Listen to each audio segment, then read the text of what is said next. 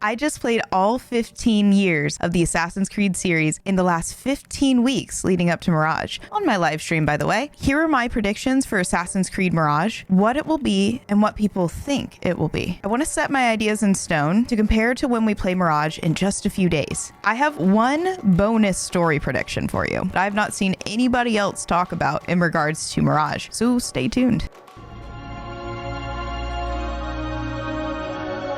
Mirage is much more than just a reskinned Valhalla, and I think there might be a general misunderstanding in comparisons of Mirage to Valhalla. Reskinning in gaming is using the existing code to craft a new game with a new feel. This new feel can be achieved by mixing old elements with a few new and putting these elements in a completely different layout. But the Valhalla reskin, that is Mirage, is more immense than simply shifting features. Mirage appears to rely more heavily on the linear narrative structure within an open world rather than the RPG open world features. So while some features may stay the same, some are reused in entirely different ways. This is where the Assassin's Creed experimentation and changes throughout the 15 years have struck a balance between feeling like the same world that we know and love while also keeping things fresh. Some people complain that Assassin's Creed as a series is repetitive, while others complain that they want the old versus what we have in the new. So the truth is somewhere in between. Every single Assassin's Creed mixes elements of previous games to make something brand new. Mirage will be no different. So when someone says, oh, it's just Valhalla on a different map,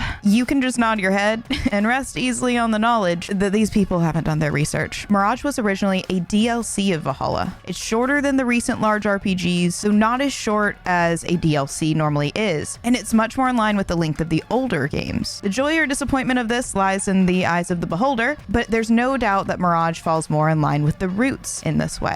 And it seems to point to a more strategic approach for a more thought out, skill-based, and puzzle-based game, rather than the recent attribution-based leveling games. There were a surprising amount of back to the roots features in Valhalla, but they were small asides that were overshadowed in a game with dozens of other features. The likely meaning behind this back to roots approach with Mirage is recentering the mission structure on strategically stealthy decisions, such as in the most efficient and fun manner with a puzzle and with black box optional methods, rather than with an entire arsenal. Some of the attribution-based difficulty will then be shifted back into this puzzle-solving, more strategic gameplay, which personally I prefer. Early critics that are saying Mirage is going to be too much like Valhalla are severely underestimating the power of strategic planning and game development. For reference, as we go through my specific predictions, I've watched a lot of the early gameplay up to the thoughts from playtests while avoiding the early access reviews. So teasers, not spoilers. We've already touched on tools a bit, but this is where we'll see returns of old style favorites, such as throwing knives and smoke bombs, along with new style elements, such as using the eagle for eagle vision. From what we can tell, looking at the skill trees that they've built along with the tool wheel, they seem to have limited and simplified our options to support the idea of this being more skill-based, rather than the game being structured on questing and repetitive tasks in order to attribution level every single feature. As for stealth and combat, in the first gameplay looks, the level design seems to push a much more strategic approach to encounters rather than significant reliance on RPG combat. And this idea is supported by the simplified combat we've seen so far in gameplay, without all of the normal special Isu skills that we've come to see in more of the Valhalla and Odyssey RPG games. Now, there has been heavy use of combat in the AC games all the way since Assassin's Creed 1, but early on in the series, stealthy approaches had much more reward over combat than they do now. A 5 XP difference between combat and stealth assassinations, which we see in Valhalla, is hardly a significant benefit. And of course, you have been able to take stealthy approaches in both Valhalla and Odyssey. Anyone who tells you differently isn't trying.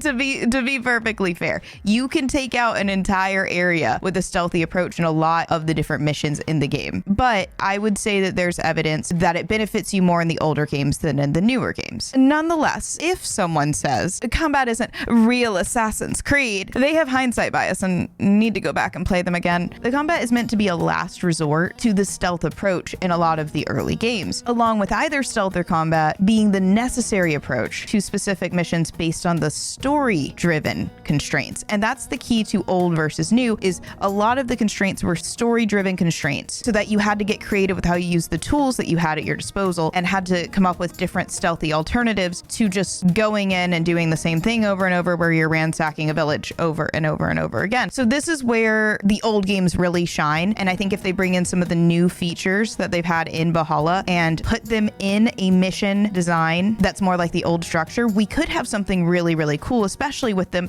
limiting down all of these different things that we've had throughout the games, like the smoke bombs, like the hidden blades. And my personal take on the Isu type of ability alternatives is that if they are limited and have to be used in a specific set of circumstances that are maybe story driven rather than with stamina bar, I'm not a huge fan of the stamina bars, then I think it could be a really cool approach. And I know that Mirage will have the stamina bar again, but I can see where they're trying to limit things, and I appreciate what that's trying to do, even if it's not my favorite way of doing it. I think there's a lot of options for the stealth and combat to really function better within the game in Mirage than Valhalla, simply because of the way that everything is designed around it. I've also heard rumor that the AI behavior will be improved upon from Valhalla. I don't know if that's true, but it is a rumor. I haven't had a ton of AI issues with it, to be honest. I've been able to stealth a lot of areas, but I could see it being improved. Notoriety is back from the Ezio trilogy in AC3, along with the final level of notoriety having an Odyssey twist with a combat encounter once you get to that highest notoriety state. It's once again making combat a last resort that you can avoid, which sounds to me a lot like the roots of Assassin's Creed. Available, yet avoidable.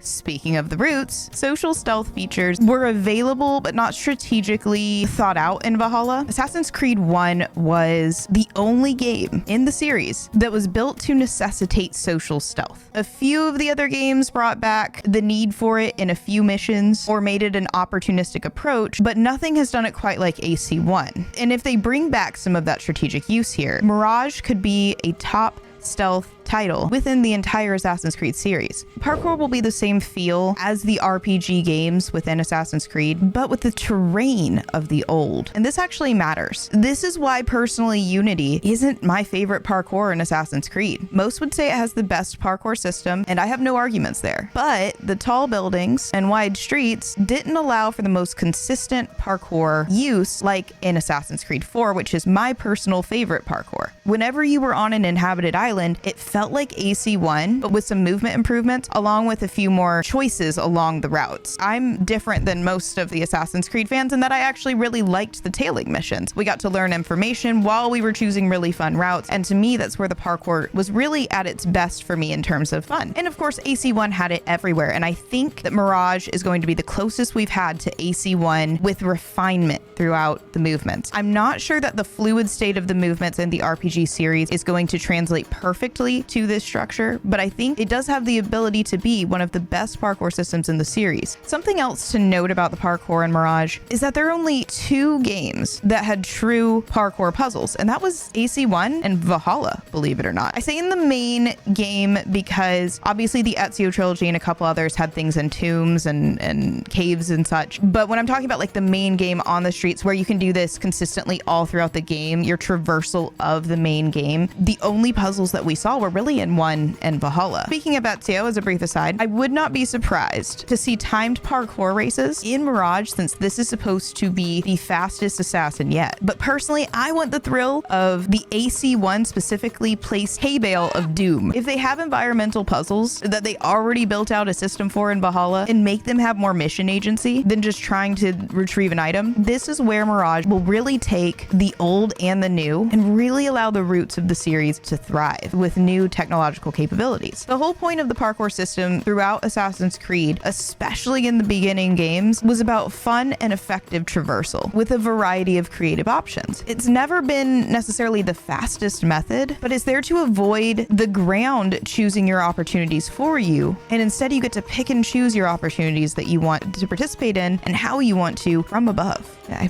have a playing kitty. Look at her. All of this combined could make Mirage be in my top 5 parkour systems throughout the series. Even more central to Assassin's Creed than parkour is Assassins. Mirage's structured assassin story is the first since Unity, with actual assassin missions in the only real assassin bureaus since Assassin's Creed 1. Technically, Origins had bureaus, but not until after you finished the main story. Unity only had one large culty one for seemingly all of France, and 4 brought them up, but didn't really allow us to use them freely, and they technically existed in the Ezio trilogy, but function more as a home base. So Mirage will have the first functional Assassin's bureaus since Assassin's Creed 1. One bonus story prediction for you that I've not seen anybody else talk about in regards to Mirage. The benefits of playing the entire series in 15 weeks wasn't hard at all. Yeah, definitely just soared through without a problem in the world, especially when they moved it up by a week. It's more, I have more of a hope than anything that they'll bring this in. The appearance of the Baghdad Battery. This is a real studied phenomenon with a storied history. I highly recommend looking it up if you're a history fan. But in Assassin's Creed lore, it only appears in Assassin's Creed 4 in one of the modern day finds about Ezio objects. The Baghdad Battery utilizes time as a source of energy, though as far as the common knowledge states, it's only been strong enough to produce light. Still, it would be a missed opportunity if an Ezio object named after the location of Mirage doesn't at least make an appearance. There's a lot of pressure on Mirage to be back to roots, and it's easy to say that after all of the experimentation that Ubisoft has done within the series that we want it to be the best game yet. But I only hope that Mirage simply revitalizes the old feel and establishes it as a necessary foundation going forward. And maybe we get that perfect game in the future, or near perfect. Though I think the biggest limiter out there is the story, and I'll talk about that in future videos. The modern day story specifically, and any Assassin's Creed fan probably knows what I'm talking about. But I'm personally happy playing Assassin's Creed in every variation of these experiments. It'll continue to be my favorite series, not in spite of the experimentation, but because of it. I don't need one specific game to be the culmination of everything great in Assassin's Creed. I just need for every game to be something special within the series. And I'll go so far as to say that Ubisoft does that with Assassin's Creed more than any series has ever done before. That's why I love it. With all of that said, if my predictions about Assassin's Creed Mirage are correct, Mirage will probably be one of my favorite in the entire series. And if I do like it that much, it might just be my very first game that I ever platinum. That title is either going to go to an Assassin's Creed or a Last of Us, so stay tuned. Follow, like and subscribe for many more Assassin's Creed videos in the coming months as I catch up with what I just did in this 15 weeks to Mirage experiment, along with my adventures in meaningful story games and my personal end of the console wars as I try my very first Xbox, courtesy of my amazing community. I'm MADkurious, and I will see you in the next one.